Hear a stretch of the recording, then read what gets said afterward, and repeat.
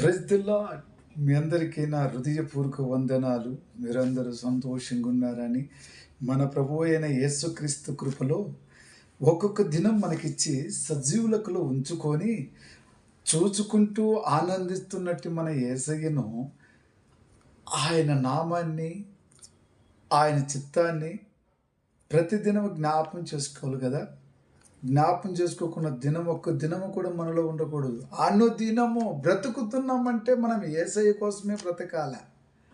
ఏదో చేయాలా, ఏదో అద్భుతములు ఆశ్చర్యకరములు భూమి మీద మన చేత ఏది చేయలేము, కానీ దేవుడు మనకు నేర్పించినట్టే ఆయన చిత్తాన్ని కొనసాగుతూ అనేక జనులకు ఆయన వర్తమానం అందిస్తూ ప్రార్థన శక్తి కలిగి పరిపూర్ణమైన హృదయం కలిగి అందరికీ ఆయన వర్తమానాన్ని అందచేసే సమయం.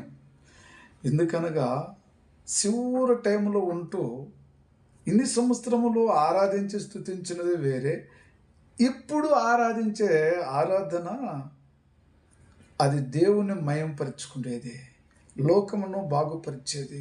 లోకములో ఉన్న చీకటి శక్తులు, అంధకార శక్తులు లయం చేసిన యేసయ్య నామాన్ని మళ్ళీ తిరగ మనం జ్ఞాపం చేసి మధ్యలో పడిపోతున్న ప్రతి వ్యక్తిని కూడా యేసు నామానికి తీసుకురావాలి, ఆయన నామంలో నడిపించాలి. అంతే మన బాధ్యత అండి. కాబట్టి ప్రేమైన యేసు ఈరోజు మనను ప్రేమించి మనకిచ్చినట్టు వాగ్దానము కొలస్సీయులకు రాసిన పత్రిక 3వ అధ్యాయం 3వ వచనం, మీ జీవము క్రీస్తుతో కూడా దేవుని యందు దాచబడి ఉన్నది. క్రీస్తుతో కూడా దేవుని యందు మీ జీవము దాచబడి ఉన్నది అంటున్నాడు. ప్రియమైన సహోదరి సహోదరులారా, ఈరోజు మనకన్నా మన పితరులు లోకాన్ని వదిలేచిపోతే వారి ఆత్మ ఎక్కడ దాచబడి ఉన్నదంటే దేవుని దగ్గర ఉన్నది. అయితే నీవు ఈరోజు ఏం చేయాలా? దాచబడి ఉన్న దేవుడు మనకు ఒక ఆయన ఉన్నాడు, ఆయన క్రీస్తు అయిన దేవుడని చెప్పి నమ్మి విశ్వసించి మన హృదయాన్ని ఆయన తట్టు తిప్పి ఆయనకు కృతజ్ఞత స్తుతులు స్తోత్రాలు చెల్లించుకుంటూ ఒక్కొక్క దినమును మన ప్రభువు మనకిచ్చుచుండగా రాత్రి సమయంలో ప్రార్థించేవారు, ఏకోజామున ప్రార్థించేవారు, మరి ఎందరైతే ఉంటున్నారో ఆయన చూచుచూ ఉన్నాడు. ఎవరైతే నన్ను వెతుకుతారో వారి మధ్యలో ఉండాలనుకుంటున్నాడు. ఎక్కడ 2-3 కూడి స్తుతించగలుగుతున్నారో వారి మధ్యలో నేను ఉండాలంటున్నాడు. ఎందుకంటే మన జీవము ఆయన దగ్గర దాచబడి ఉన్నది.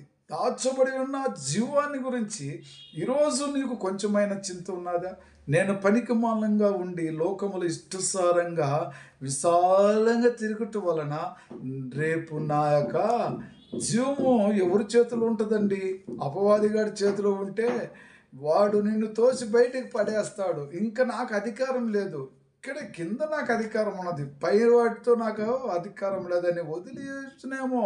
అందుకే ప్రభు అంటున్నాడు కదా, పైన వాటిని మాత్రమే మీరు గ్రహించి ఆలకించి వాటినే వెతుకు, దాని చిత్త ప్రకారం నడుచుకోమని యేసయ్య చెప్తాడు. ఎందుకంటే కింది వాడు చెప్పేది నేను మోసపరిచేకి.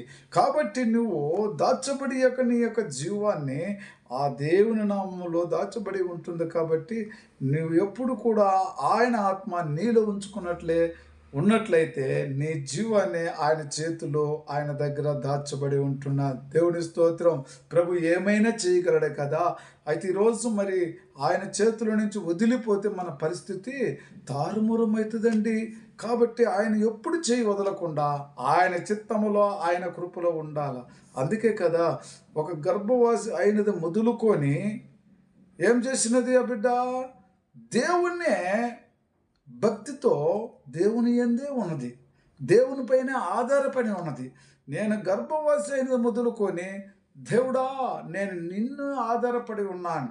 లోకములో ఉన్నట్టు అనేక డాక్టర్లు ఉండొచ్చు, అనేక మంది హెల్ప్ చేస్తూ ఉండొచ్చు, కానీ ఆ బిడ్డ గర్భం ఎప్పుడైతే పొందుకున్నదో అప్పటి నుంచి కూడా ఆయన పైన ఆధారపడినది. ఈ గర్భం ఇచ్చిన గొప్ప దేవుడా, ఈ గర్భంలో ఒక జీవం పోసిన గొప్ప దేవుడా, ఈ జీవం పోసిన ఆ యొక్క మరి ఆ బిడ్డ బయటికి వచ్చేంత వరకు కూడా నువ్వే నన్ను కాపాడాలి, నువ్వే నన్ను ఆదుకోవాలని మరి ఎలాంటి ఆశగా. కానీ అంటుంది ఇంకో మాట, నా తల్లి గర్భం నందు నన్ను కన్నిదని మొదలుకొని నా దేవుడివి నువ్వే, చూడు ఎలాంటి ఆలోచన.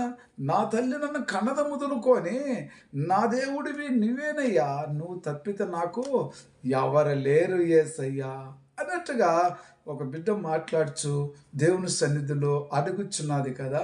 అయితే ఈరోజు నువ్వు నేను కూడా ప్రతి విషయంలోనే ఆమె గర్భం విషయం నుంచి ఆ తండ్రి దగ్గర మొరపెట్టుకున్నది. ఈరోజు నువ్వు ఈ లోకమును వదిలే ముందుగా నా జీవము కూడా నీ చేతిలోనే దాచిపెట్టాలా, దేవుని దగ్గర నా జీవాన్ని దాచిపెట్టాలా. లోకముదలు మునిపే నేను బతిమలు అడుకుంటున్నాను. ఎందుకంటే ఆయన వదిలేస్తే మన జీవం ఎక్కడ వెళుతుందండి? నిత్య నరకానికి వెళుద్ది. కాబట్టి అక్కడి నుంచి తప్పించుకోవాలంటే జీవము గల దేవుని ఇప్పుడే మనం బతిమలాడుకొని ఆయన చిత్తసారంగా నడిచేవాడుగా, పరలోకమందున్న మా తండ్రి మీకే ఘనత, మీకే మహిమ, మీరే మమ్మల్ని చూచుచున్న దేవుడు అని చెప్పి పరలోకములో ఉన్న తండ్రిని మనం జ్ఞాపం చేసుకోవాలి. ఎందుకంటే సర్వలోకానికి ఒకే పరలోకం ఉన్నది కదా. సర్వ సృష్టికర్త మరి మనము ప్రేమించే మన దేవుడు మనకు ఇచ్చే రాజ్యం ఏదంటే పరలోక రాజ్యం. పరలోక రాజ్యం కోసము నీ యొక్క జీవం ఆయన దగ్గర ఉంటుందని, కుడి పక్షాన కూర్చున్న తండ్రి దగ్గరే మన జీవం ఉండాలని, మనం ఆయనతో సంతోషించాలని మరి ఈరోజు ఆలోచన చేస్తున్నావా? దేవునికి స్తోత్రం. అలాంటి వారు మనం అందరం అయి ఉంటే ప్రభు మనందరినీ ప్రేమించి తన చిత్తములో తన కృపలో అందరు నడుచుకోవాలని, ప్రభు మన ఒక మరి ప్రతి బిడ్డను దీవించాలని మరి ప్రార్థన చేసుకుందాం. ప్రేమ కృపా జీవం గల తండ్రి, మా జీవం మీ చేతుల్లో మీరు దాచిపెట్టి ఉంటుంది మేము నమ్ముచున్నాం. ప్రతి బిడ్డ కూడా అలాంటి ఆలోచన కలిగి, అలాంటి మనసు కలిగి, జీవం గల దేవునికి భయపడి ఆయన చిత్త ప్రకారం నడుచుకునే భాగ్యం దయచేయమని, ప్రతి బిడ్డ కూడా అలాంటి ఆలోచన దయచేయమని యేసుక్రీస్తు నామములో ప్రార్థించున్నాను తండ్రి. ఆమేన్. Praise the Lord. God bless you.